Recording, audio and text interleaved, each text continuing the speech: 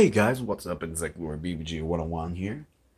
I cannot describe how pleased I am with the October 2019 ban list Rikio purely just over the fact that this son of a gun is back at 3 as well as its buddy Hornet.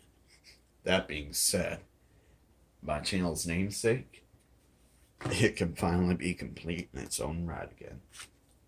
That being said, we're going to go ahead and do a November deck profile for full power Inzektors. Starting off, we have 3 copies of Inzektor Dragonfly and 3 copies of Inzektor Hornet. We got your Popper and your Special Summoner, your Spammer. These 2 cards, as well as your 3 copies of Inzektor Centipede, are basically the bread and butter of this archetype.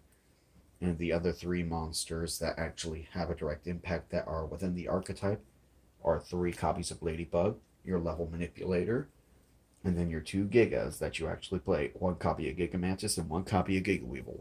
I will never say 2 and 0. It will always be 1 and 1 unless I'm going to be playing something like Desires for whatever reason. Purely because of the fact that the revival effect is a hard once per turn. I want to be able to use that effect to revive and link spam multiple times for recursion. So of course, it stands to reason that you're going to play both copies. That said, we're going to go into the non-dangerous now. Of course, to fit the dark attribute insect theme, we have double copy of Danger Mothman because it can be used for pretty much just danger bull crap for Allure of Darkness and for cards like Inzektor Piccofolina to match that. We have double copy of Danger Nessie and double copy of Danger Jackalope. You got your Searcher and your Special Summoner. Both of them, if you don't get them on board, it's specifically to get to Mothman. Tsuchinoko is a really irrelevant card for this deck whenever it comes to the Danger lineup, purely because of the fact that it gets you nowhere near Mothman. While it gets you a monster, a body on board, that's pretty much going to be best for something like Saryuja or a different form of link spam. But in general, I want to be able to get to my combos as quick as possible, and Tsuchinoko does not settle for that. So I play the cards that'll actually get me there. Then, because we are trying to make this deck as competitive as possible, we are playing triple Phantasme.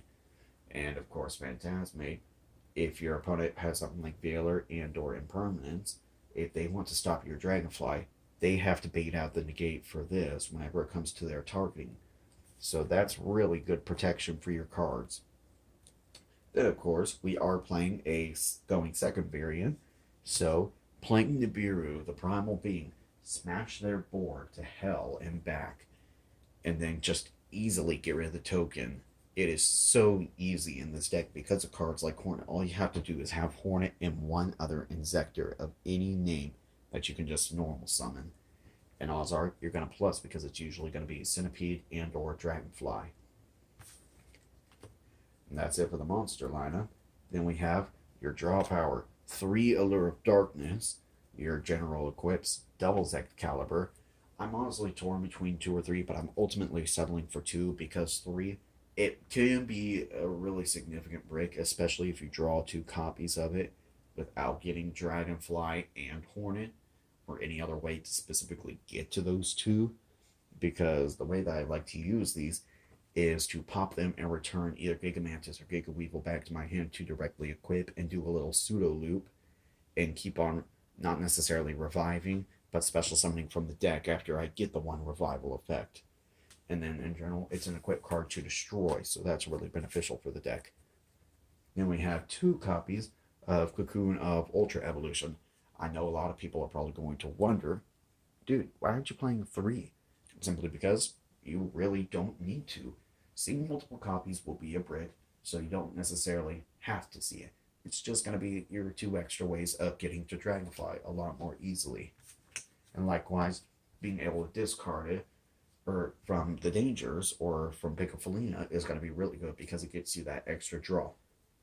And then something I've never seen any other Inzektor player play is Multiplication of Ants. Long story short, the easiest combo with this is to open up with Multiplication of Ants, Dragonfly, and Ladybug. Use Dragonfly, equip Ladybug, send to the graveyard, special summon out Centipede. Use the same spiel with Centipede. And then you're going to search out one of your Gigas. And then you're going to use Multiplication Advance, attributing the Centipede. And you're going to get 2 Army Ant tokens, which you're then going to link off for Pick a Felina. Then pitch 1 card in your hand to directly equip your copy of Hornet just straight to your Dragonfly. Equip your Giga straight to it. Pop. Then you'll get 3 Centipedes out on board, just like that. And you'll have absolute pluses for days. And like I said with Nibiru, we are going second. We are trying to break boards. So I'm playing double Super Volley. I really do not want to max out on it, purely just because of the fact that I do not want to draw it, especially if I'm playing against a deck that outside of my own Starving Fin Infusion Dragon, because my monsters are pretty much all Dark Attribute, would otherwise be dead. So that would suck. So I just put it at a good number of 2. Don't see it too often, but I see it enough. The only other 2 spells I'm playing in the main deck are Monster Reborn and Foolish Burial. Some things just really never change whenever it comes to revival and to just being able to put cards in the graveyard. And the best card in the game for this deck is Triple Evenly Matched, because this deck is all about breaking your opponent's board and wrecking them, or in my case as well, if I'm going first, setting up a board with multiple negates. That way they just simply cannot play Yu-Gi-Oh! Going into the extra deck, I will warn you now, there's 2 cards in here that are meant to be something else, and one is just because it's a really good placeholder, and that would be the 1 copy of Inzektor Exit Stag. It's actually really good whenever it comes to just taking care of a card like Thunder Dragon Colossus, because this card is literally another copy of Thousand Eyes Restrict. You equip their Thunder Dragon Colossus to it, and you take half of its points, except for it doesn't have the protection, and you can't link it off, but they're not going to get it back either, and you just dealt with a problem card. This card is going to be coming out for IP Mask Arena, because I'm going to be able to have more consistent and much stronger Avermax plays. The only other XE that I play that will definitely be staying in is 1 copy of Artifactor Rendall. This card has such good synergy with my side deck, and you will understand why soon enough. The other card that's going to come out is going to be Lanfarincus. It's going to be coming out for Raid Raptor Ultimate Falcon, because one of those spicy cards in the side deck is going to be Waking the Dragon. And I'll explain that here in a couple minutes. Now, of course, we have your bread and butter for the extra combos for the Inzektor Link monster, Inzektor Pick a Felina. It is literally your Daigusto Emerald for Insectile monsters. Shuffle back 3 and draw 1. There is no other perfect comparison other than Daigusto Emerald for insects. However, its main effect, while I use them both, its effect upon summon is you can discard 1 card, so you can discard dangers and trigger their effects, and then target 1 other insect type monster you control, and equip 1 insect type monster from your deck directly to it. So typically, you are going to either go for Ladybug or Hornet, whichever one you don't have. And then, once you've used all 3 copies of Centipede, you can shovel them back in, and you can loop them all right back out for other Link Spam plays.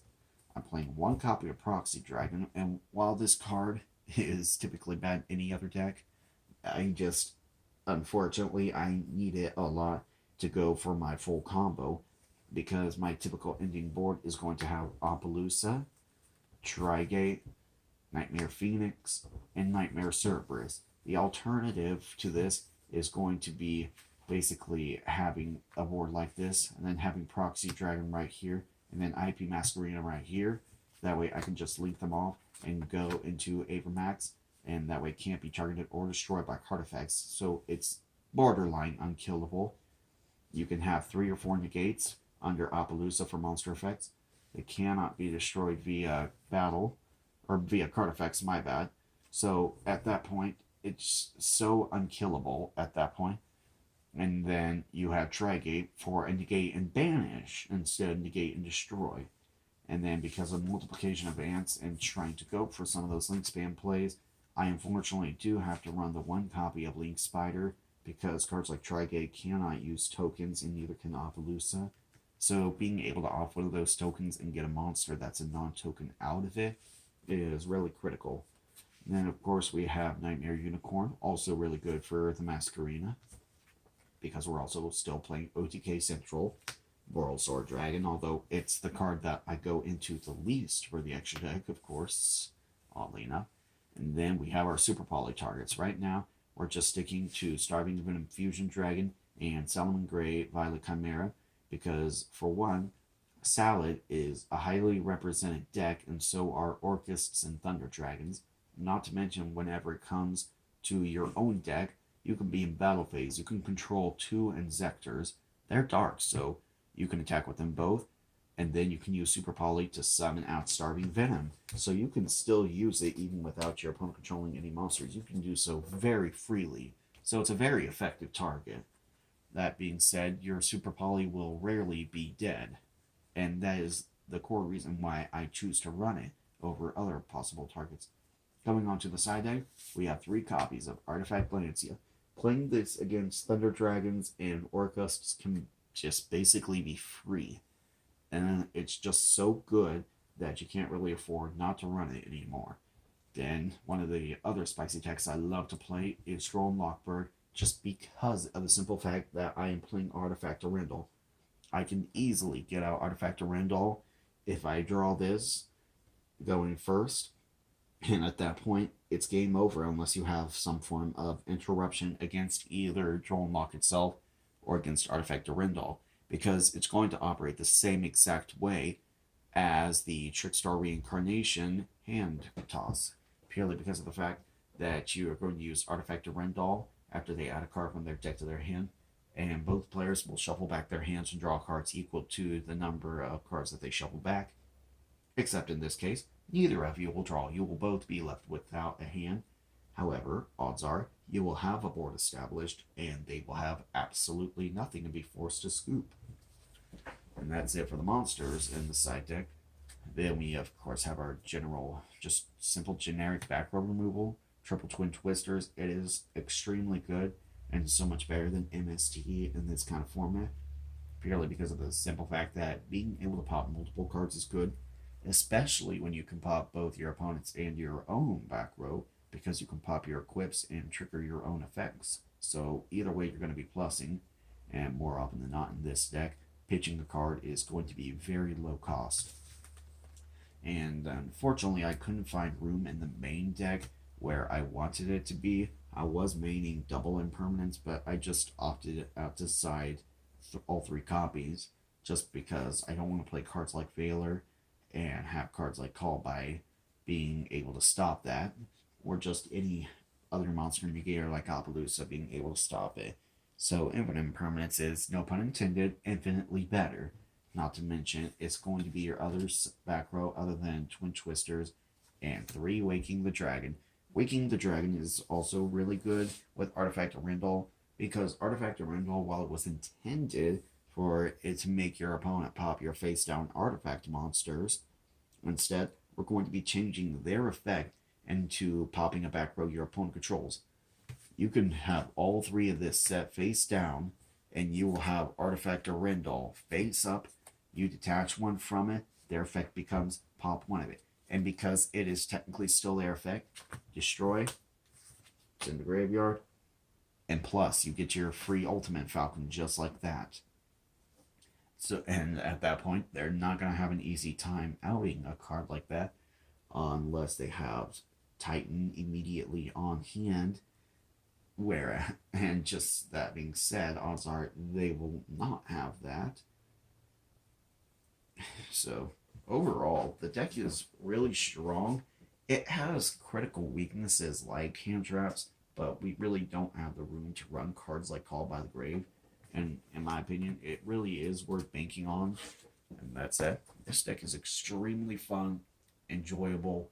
It's a very fun rogue deck more than anything else. It has no place on the tier list, but that's part of why I enjoy it. I intend to make this deck as viable as I can and do whatever the heck I can with it and have fun doing so. After all, it is my channel's namesake. That being said, Inzektor BBG 101 out.